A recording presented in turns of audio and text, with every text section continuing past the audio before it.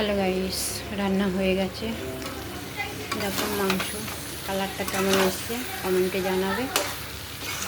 মাংস কষানো কার কার খেতে ভালো লাগে কমেন্টে জানাবে।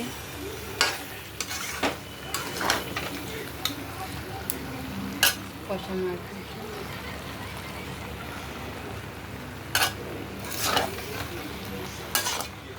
আর এখানে শুক্তো,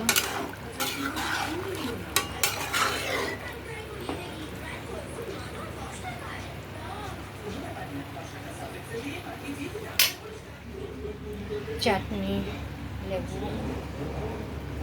আলু উচ্ছে ভাজা আর ধনেপাতার চাটনি। ভালো লাগলে একটা লাইক কমেন্ট করো, একটু শেয়ার করে দিও দাদা দিদি ভাই।